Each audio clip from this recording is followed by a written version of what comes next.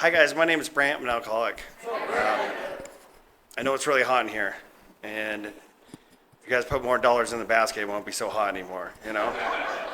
Um, Man, I'm like really ill prepared for this. I have a 6-month-old child that is teething and chronically hates us, and so I haven't slept in like 2 weeks. So the nice part is I just don't care what anyone thinks of me anymore because I'm so tired all the time. Yeah, I got sober July 1st of 2016, and I've had 9 years of life that I've gotten to live. And prior to Alcoholics Anonymous, I didn't have anything that I could point to in my life and I was proud of. I mean, I could kind of look at like high school, and I did something really cool in high school, but I had like 10 years of nothing that I was proud of. And Alcoholics Anonymous gave me a really, really good life. Let's get rolling. Spencer asked me to speak in April. And he doesn't know this, but we've been at war for the last 9 years because him and I got sober the same month, same year, same month. And on every metric measurable, he is better than me in everything. He's got a better job. He's nicer house, just like everything. And when so we've been kind of like in this little battle. And when he asked me to speak, he goes, "Hey, you just had a kid. When you speak, maybe you'll have something spiritual to say this time, right?" And we're at a barbecue, we clean up, we go home. It sound loud, right? Is this all right? Okay. Like, well, I have something spiritual to say this time. So we clean up the barbecue and I'm driving home and what the fuck does that mean? You know? I'm spiritual. You're not even spiritual. It was just like eating at me. And I think the reason it bothered me so much is somewhere along the way in Alcoholics Anonymous, such amazing things happened, and I would share about it in meetings, and I kind of felt like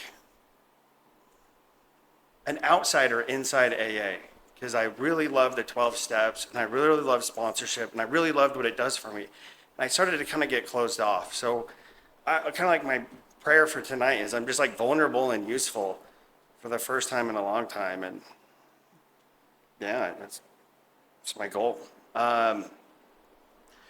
One of the experience I wanted to share, there's like two things I want to share before I get into it, is when I met Corey, and we kind of started talking about sponsorship stuff, he hooked me with the way he drank and how he felt when he didn't drink. And the conversations would go like, yeah, I'd put 3 days together and I'd just start, just hating life, and everything would get really like uncomfortable. And I'd be like, yeah, I totally get it. And I'm like, and when you pull up to the liquor store and you feel better before you even get the bottle, you already like start to, like, yeah, I get it. And we're kind of bouncing these, yeah, and you fill up the water bottle full of vodka because nobody can smell vodka, then you can drink at work, right? And we're kind of like volleying these experiences that we both relate to. And then I hit him with yeah, and then you pawn your family stuff so you can buy drugs. He's just like I don't know what you're talking about. And I'm like, no, and when you're waiting for your drug dealer in a hot car, it's July, it's like 104, and he's been coming around the point of the mountain for the last 4 hours. He just, I don't get it. No, but the front runner, I don't get it. And it's funny, in Alcoholics Anonymous, just full of drug addicts.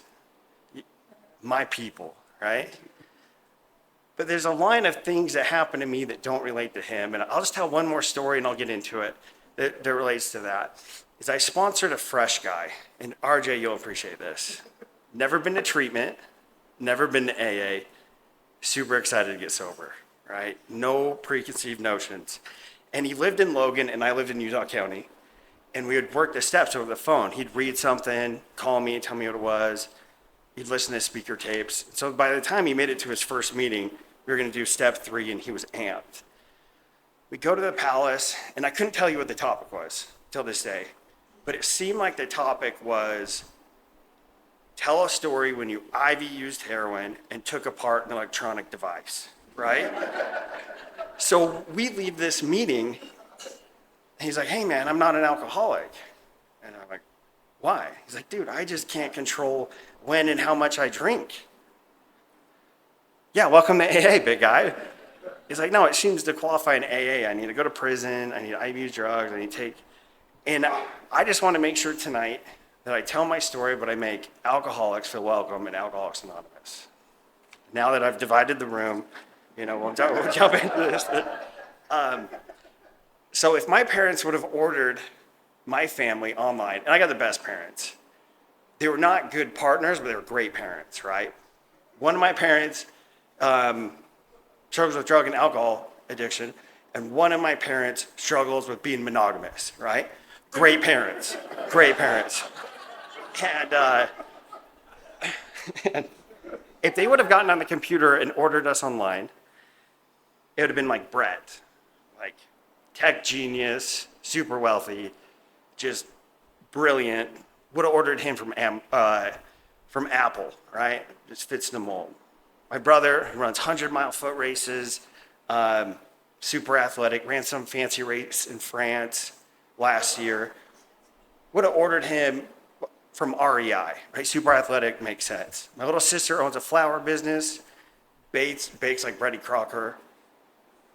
Hobby Lobby, obviously, right? Checks out. And my little sister, I'm not quite sure what she does for money, but she like throws raves and like does designing. Nordstrom's, perfect, right? Totally makes sense. And the only thing that makes sense after that is they ordered me from Temu, right? Because I'm like almost a real person. I almost have everything I need to get through life. Like if I don't talk to you for too long, you don't know how broken I am, right? So I came into this world just feeling off. Felt weird, I felt afraid. Just riddled with fear. Like fear a kid shouldn't have. Like, how do I pay for my kids' braces? I got a 7-month-old. I still shouldn't be afraid of how do I pay for my kids' braces, right? But 5 years old, you shouldn't be worried about retirement or driving on the freeway or what's a 401k, right? Just like riddled with this fear. And when I look at all my friends, my mouth is getting dry. When I look at all my friends, they have this hobby, this thing that's really special about them that makes their life make sense. It just puts everything together. Derek played the guitar. Brady got girls. Kevin played sports. Torrance was into dinosaurs. If you had any question about dinosaurs, you asked Torrance. And side note, like, Step Brothers with a dad that wants to be a dinosaur. I just imagine that's him today. Anyway. They all had this thing that really summed up their life, and I couldn't find like my niche. Like that, life didn't make sense to me. And I got kind of into mythology as like a young kid, because you have like Hercules, super strong, right? You take away like the strength, he's just an orphan, right? You have Aphrodite, the goddess of love, totally makes her life make sense. You take away the goddess of love, she's just like a hoochie mama, right? Like it's just, I didn't have that one thing that really made my life kind of come together. And I'm weird. I have these really emotional ups and downs. And this thing happened to me as like a really, really young kid, is I had some neighborhood girls that were older than me that would do like really inappropriate stuff with me, right? And one of my parents walked in on it and freaked out. And I knew that's why I felt weird, because there's something dirty and wrong and broken about me, right? This thing that happened to me wasn't my fault. Then I'm like, okay, I'm not good at anything. I'm dirty. Life is hard. And I'm going through life just not being able to find a way to just fit and feel comfortable. And being like a weird little kid doesn't make you an alcoholic. It just makes you a kid. Like all little kids are just weird. But those things, like having to feel good at all times, when you just feel bad all the time, it's that obsession is like, to me, an alcoholic like tendency, like an obsession. So I'm going through life, and I decide to go to my bishop about the way I feel, right? And I'm like, hey man, I want to kill myself. I think about it all the time. I don't want to do life. And my bishop goes, that's God's way of letting you know he's disappointed in you. Right? Dude, only you would laugh at that, right? I'm dirty. I'm not good at anything. And the all-loving doesn't like me, right? And I just think all these morals and principles that I've been given to succeed in life are horseshit. And I just want to go the other direction because this just like isn't working for me. And I remember it was the first high school dance. It was a girls' choice dance. And this girl asked me, and I was stoked. I was like a really fat kid, and then I went through puberty, and I looked kind of good. And I was, life's kind of changed for me. But, and then I changed back. But this girl who asked me, she had a past, right? Which is funny because like you people have a past, right? But when you're 16, you don't have, like you're just a kid, right? And I was excited because I thought I was gonna get something going on. And before the dance, I went into my parents' medicine cabinet and I just took some pills, right? Because there's no difference between ibuprofen, Oxycontin, and Roxycontin. They're all the same, right? There's no difference. So I take like 60 milligram of Roxycontins and I go to this dance. And I didn't go to the dance. I arrived at the dance. And I'll tell you, every missing part of me was filled. That hole inside of me was filled in to the extent that my date left with a real man, right, with somebody else. I didn't even care. Because for once in my life, I have everything I need to succeed and be okay. And I couldn't wait for tomorrow because tomorrow is mine. But I woke up in the morning, that's me again, right? And that shame and so I found a way to search for getting loaded. And I remember my first drink like it was yesterday. We went to a college party. We're underage. My wife told me I have to tell the story. So if you don't like it, she's in that middle row. But we go to this college party. We're uninvited and we're underage and we don't have anything to bring. And I'm sitting in the back because I'm uncomfortable in my own skin always. And someone hands me a beer. I take a drink, and it's disgusting. It is warm, and it's gross. It says Milwaukee's best, but it's the worst. And so I chug it down, and I get the next one, and I just force it down. I want to look cool. Someone hands me a bong. I cough in it. I ruin the party for everybody because I blow all the weed all over the floor. I hate myself. I'm awesome. I am awesome. These guys are lucky to have me here because that alcohol hit and did something for me that it doesn't do for the average temperate drinker, right? It changes my perception of reality. Those people are lucky to have me there. I didn't meet any of them, but they're lucky to have me there. So it started this path of how do I get loaded?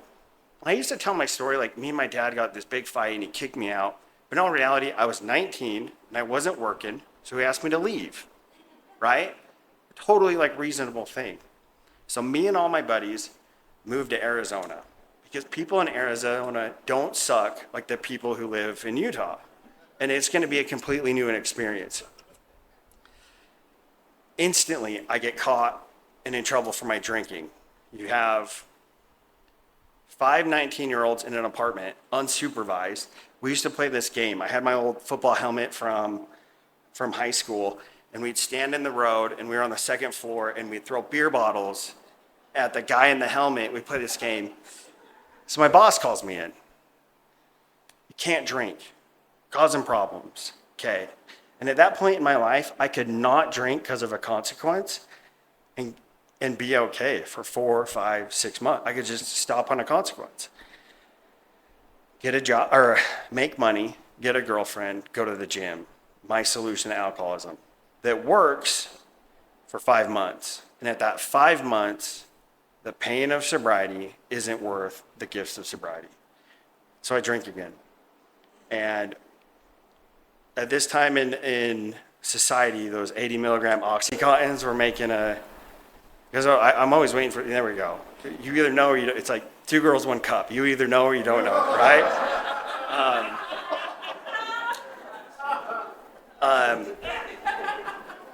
And I'd gotten in a four-wheeling accident, and I already, started drinking again, and I'm taking these pills, and things are unmanageable, and obviously Utah's the problem, so I need to move to Cleveland. I moved to Cleveland, instantly get in trouble for my drinking at work. Got to reel it in, you can't drink. This time in my life, I can only go like a week or two without drinking before like the pain of sobriety is just way too much. And girlfriend's upset, she's leave. I've put 2 weeks together of not drinking. I just decided it's not worth it, I'm gonna drink again. It's my favorite relapse ever. I go to the store and I buy a 30-pack of Mike's Hard lemonade. And if you've ever drank more than 2 Mike's Hard lemonade, it is like all the tart, and so I'm just strawberry delight, just stomach hurts. But when a guy like me drinks, I crave more alcohol.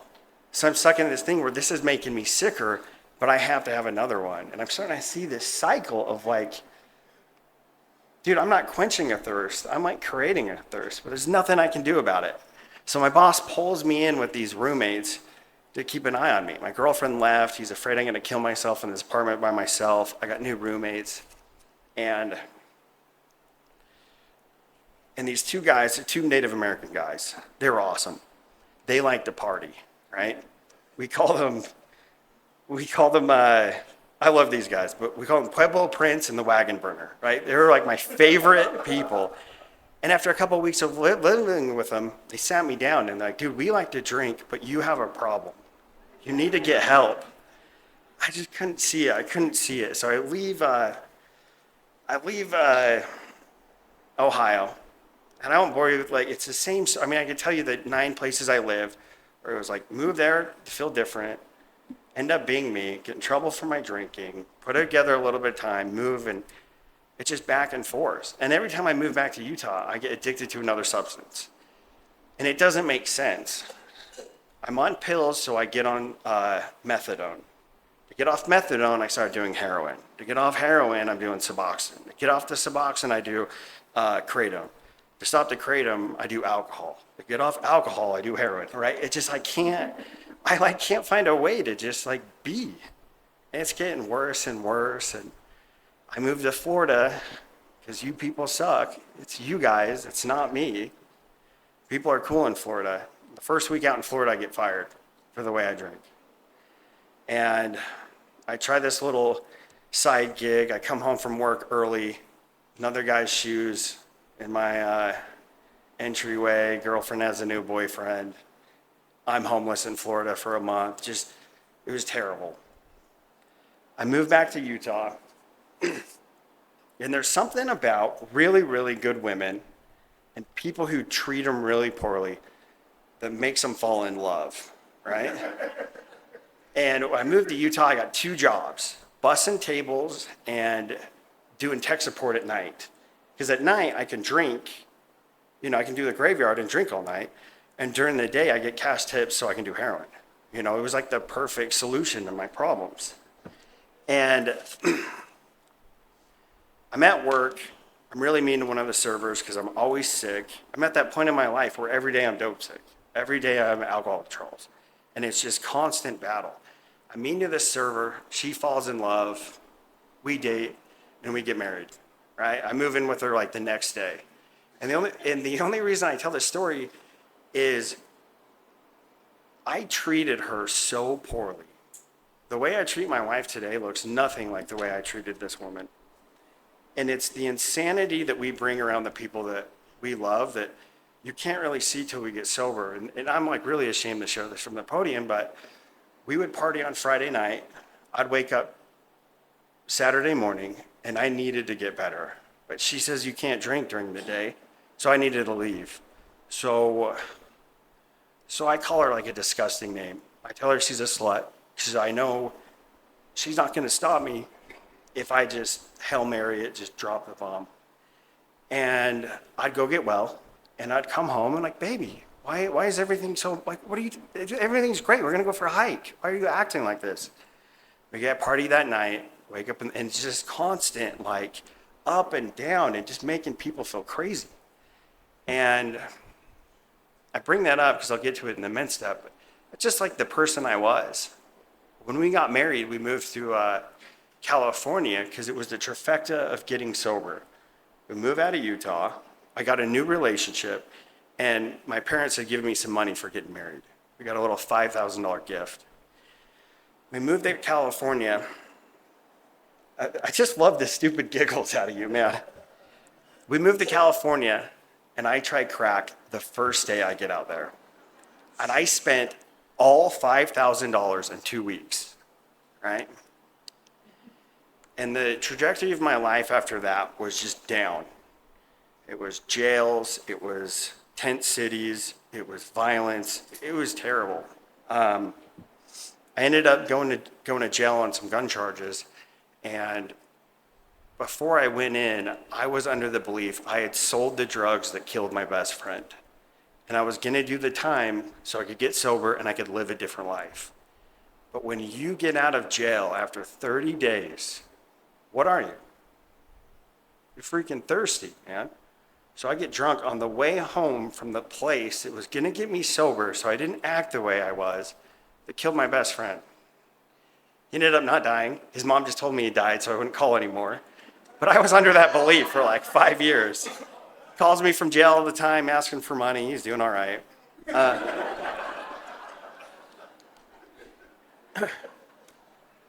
I can't not drink, man. I can't pull it together. And I don't get it. I'm powerless over alcohol.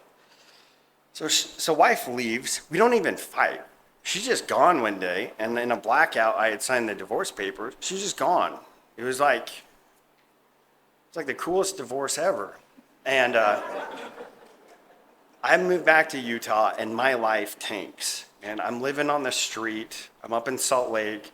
It's home invasions. It's armed robbery. It's like a level of violence and shame that I had no idea I would ever be comfortable with. Because I'm a Boy Scout, right? I had a good upbringing. There's no reason I should act like this. And I had one last ditch effort. I went to a detox center. They let me come in for free. After 3 days, everything's a misunderstanding. I feel great. Like everything's cool. So I go AMA from the detox center where I met my wife. Yeah. And she worked there. I was a patient. What's up? But they say love is the best medication, you know? I go AMA from that place, and I make one ditch effort to change my life in Washington. And on the way to Washington, I stop at Rio Grande, the block, right, to pick up, and there's a girl standing there, like dressed really nice with a bunch of suitcases. So I pull up, and she tells me her story. She just left AMA from Cirque Lodge. If you know anything about Cirque Lodge, this is the best thing that could have happened to me. I'm like, where are you going, little lady? I'm going to Washington. Me too. So I'm excited for this meal ticket. On the way to Washington, she had stolen my wallet and left with a bartender. I had to call my mom and have her Venmo me, not Venmo, it was Walmart to Walmart, $100 so I could make it to my job in Washington. In Washington, I was fired within 2 weeks for the way I act when I drink and do drugs. I can't change in Utah. I can't change in Florida. I can't change in Ohio. I can't change in California. I can't change in Washington. And the lady who called me on the phone to fire me, she gives me like the professional business. And then she says, all right, I'll take my HR hat off. I've been sober in Cocaine Anonymous for 17 years. We have a seat for you in Utah if you want to give this thing a shot. So I leave California, or not California, I leave Washington, and I get so messed up. It took me like 7 days to get home because I couldn't remember if I was going to Washington or going to Utah. And I can't believe I didn't kill anyone. I was just psychosis. At the end of my drug and drinking use, It was psychosis. And the worst part about that is I would hallucinate that I got sober and I got my life together, and then I'd wake up on the street one more time. To the point where I finally got sober, I just didn't think it was real. But I come back from Utah, or come back from Washington, I go to my dad's house, I knock on the door and I say, hey man, can I stay in your dungeons?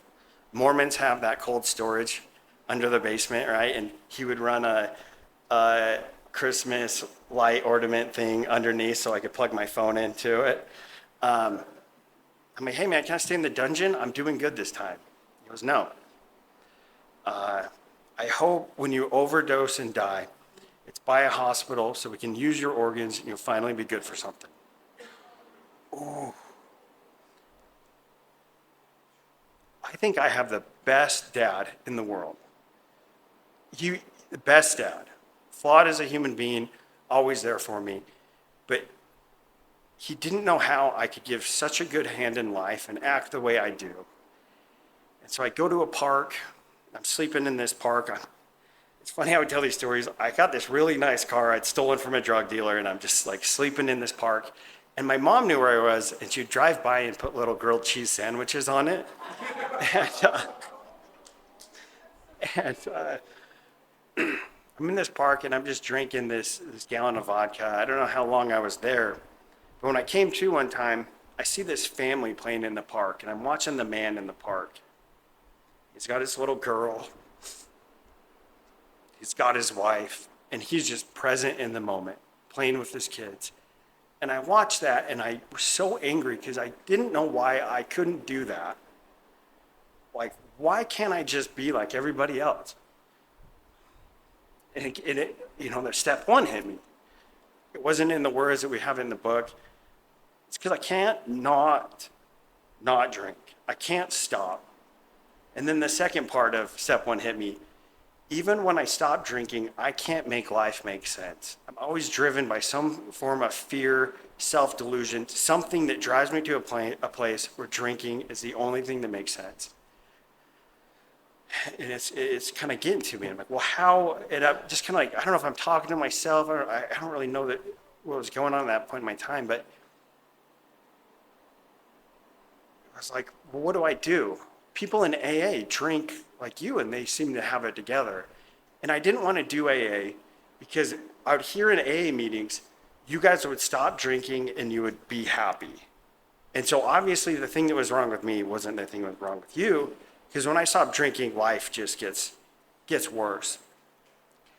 And I decided, you know what? I'm just going to give this a shot. It was like my step two experience.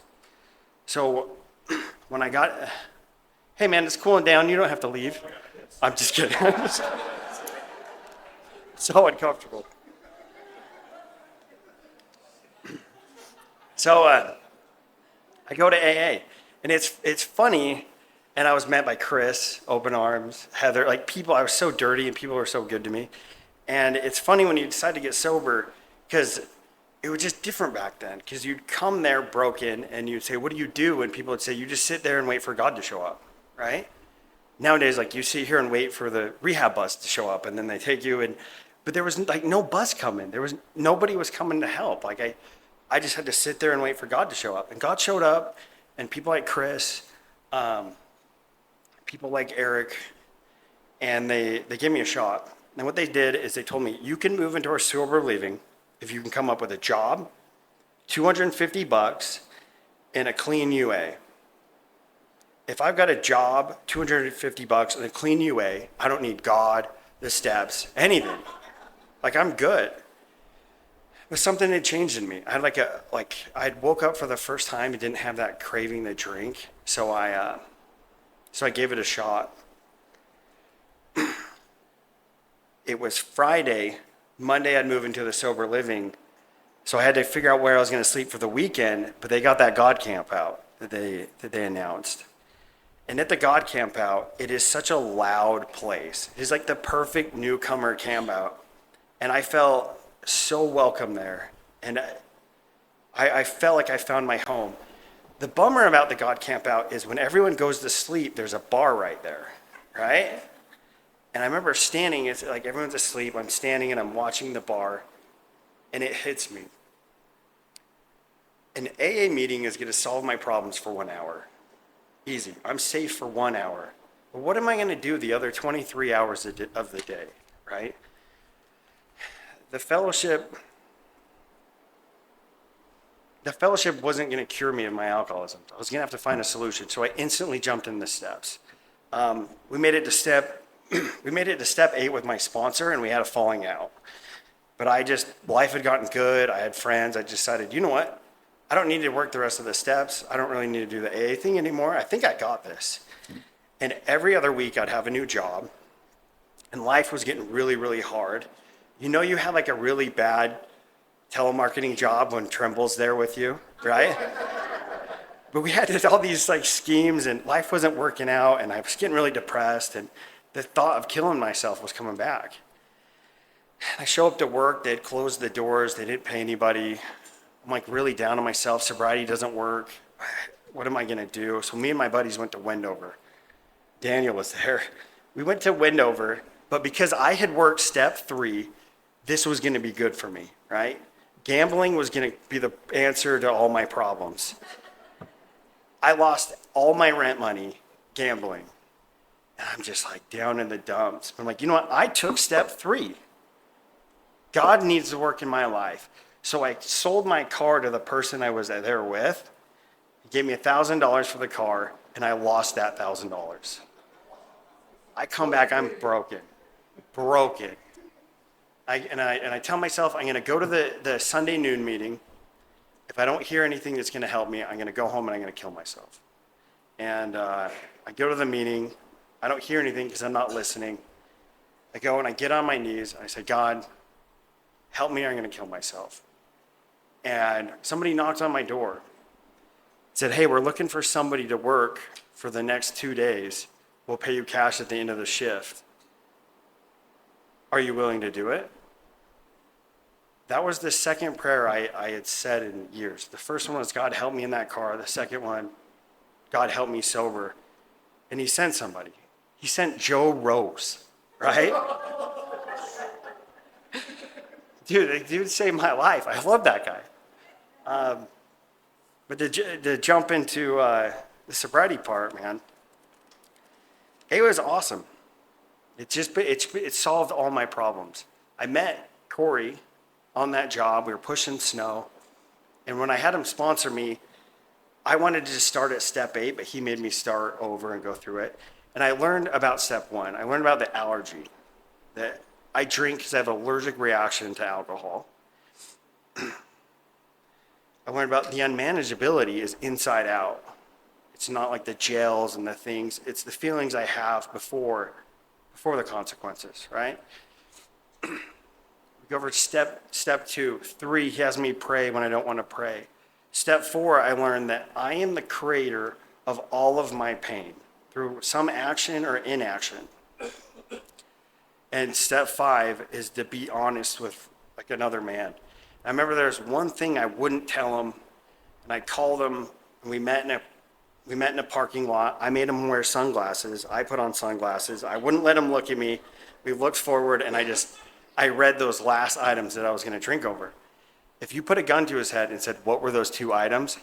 Couldn't remember, either because it didn't matter or he didn't judge me. I had one of my sponsors do the same thing a couple of days ago. I couldn't tell you what that thing he was going to drink over was. And then steps 6 and 7. People have really, really fancy ways of talking about 6 and 7, but it's like really simple to me, where there's going to be some crutches and behavior that I have that I'm not going to be able to use anymore.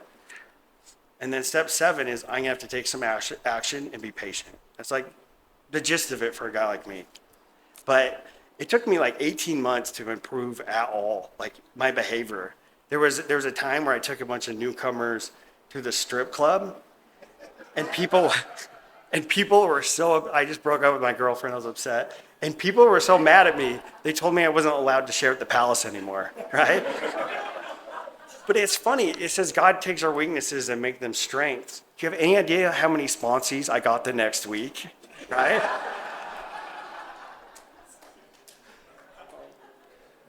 But, over time I changed. Over time it's changed. Steps 8 and 9 are my favorite things to talk about. Two things that Corey did for me that I wish everyone would do is he told me that with God's help, there's a way I can make everything right. I could find a way to make everything right. No matter how much the money was, God would find a way to pay it back. Because he was in debt, millions. I remember when he was telling me the story, I was like, why'd you even get sober, dude? And my mind became really small. But I remember that first year of sobriety, I would just pay $10 to everybody I owed money to. I owed like $23,000 in check, city, cash check, loan, payday check, city. If it had city or check or cash in the name, I owed them thousands of dollars. But $10 at a time. Somehow I paid that 20. I didn't make near that, like the year in my shitty jobs. But in the world of the spirit, a little becomes a lot. And I found a way to pay all that back. And some of the things that were really weighing on me on my amends list is my ex-wife, my little sister, my mom, my dad, my old employers. And I went down to each one of those people and I made it right. Talked to my mom, gave her an envelope full of money. My dad paid for treatment. I went AMA. I felt guilty about it. Just paying back a little at a time. I get he had teeth problems. I got his teeth fixed. He wants something for his birthday. I just little at a time pay it back. My little sister had her wedding. My dad sent me the money for the plane ticket, and I used the money to get loaded, and I didn't show up for her wedding. So I sat down with her. I found a way to make it right. She's like, I want you to know my kids. Every month I show up to their kid's house with something from Temu, something awesome, right? And I found a way to build a relationship with those kids.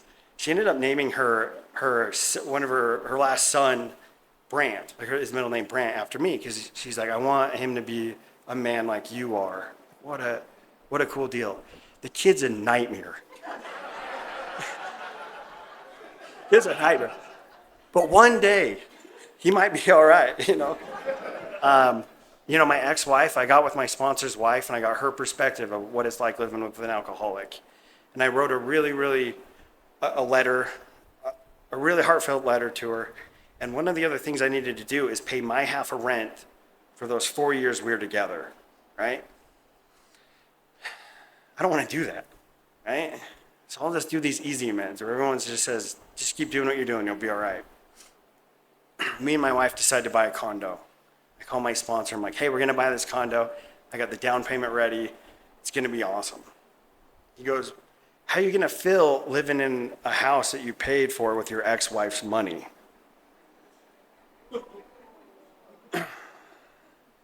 Corey A has never done anything for me. How am I ever going to get ahead? This is bullshit. When am I ever going to get mine? I'm so angry. So I get the money, I get the letter, and we give it to her. A couple weeks later, I own a fire alarm company that has no customers, right, at the time. I get a call. There's 17 buildings that need fire alarm systems. And I was going to get the down payment that was going to get my condo paid for. So I went from having no future to being able to get my condo, pay for the wedding, get my teeth fixed, just from doing the next right thing. I don't like the vibe in this room, so we'll hurry it on up. Dude, step 10 is save my marriage, man. Instantly when wrong, make it right. When it's 2 a.m. and your baby's crying and you feel like you're trying harder, you'll say some shit that you shouldn't be saying. Boom, make it right. Boom, I'm sorry, make it right. And I'll be honest, man, I'm not a great AA'er. It took me a long time to do meditation because I'm a guy who will only do something if you're good at it, right? When I'm good at meditation, I'll meditate. When I have a relationship with God, I'll pray. When I'm fit, I'll start working out.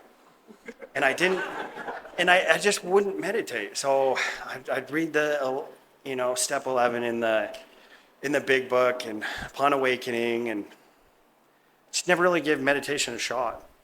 And trying to prepare for my kid and get mentally well, I start meditating. And I started having these really, really strong spiritual experiences. And my aunt had died, waiting for my kid to be born.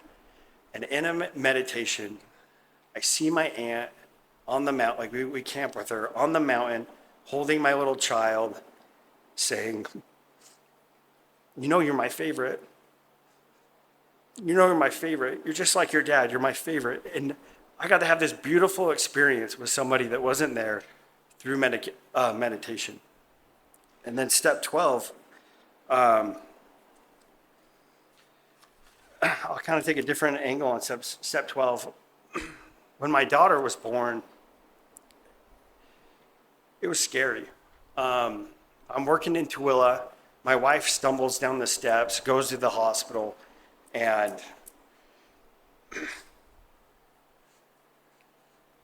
they think my little girl's brain dead. And I'm in Tooele. You don't want to get good news when you're in Tooele, right? Let alone news like that. And so I start heading home, and I make a handful of calls. I call my little sister, who I made amends to for missing her wedding. She answers, and she meets my wife there at the hospital. I call my sponsor. He lets me know I'm going to need to be in service and that fear is in the future. Right now, everything's okay. And I call my brother. My brother tells me that your wife has had a 9-month relationship with that little baby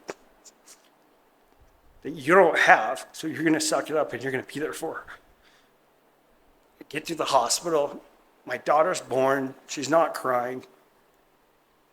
And I don't know what to do. They put her on life support. They freeze her. They put her in like a cold-induced coma.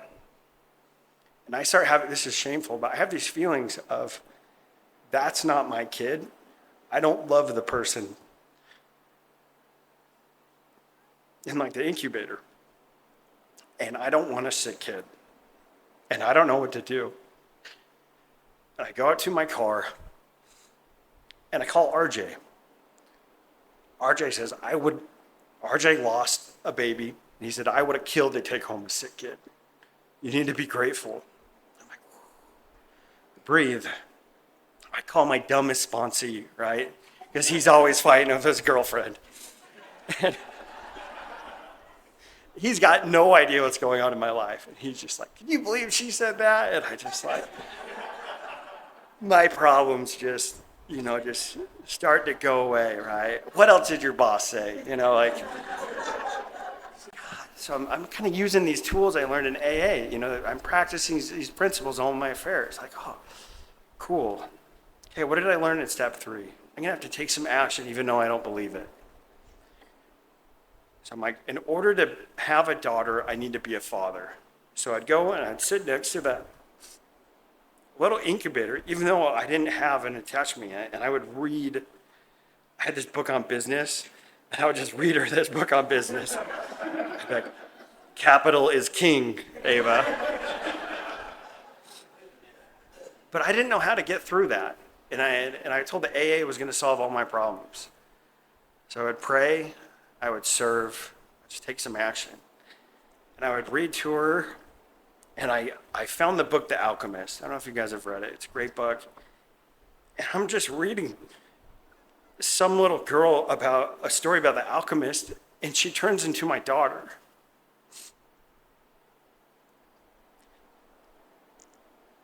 So by the time that we got to take her home, I had a relationship with this little girl.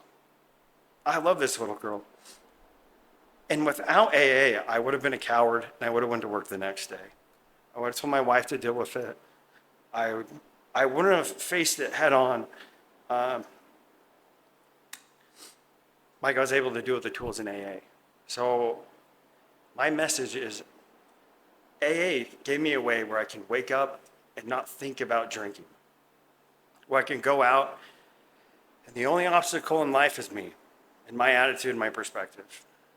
And it's given me a way to handle all of life's daily problems. The fear at work, the sick kids, whatever it is, AA found me a way to change my perspective so I can get through it. Little girl's doing great. She's awesome. She's not sleeping. She's doing well. But I'll just end on this. We had a barbecue in July, and it was awesome. I had my employees there, like my neighbors, my aunts and uncles. I just had like this, and people from AA. There's just like motley crew of people. And my wife pointed it out to me when we were driving home. She's like, "You became that guy in the park that you looked at. You said, how do you do it? How does he go to work? How does he do all that?" And I did it because of what I learned here in AA. That's all I got. Thanks, guys.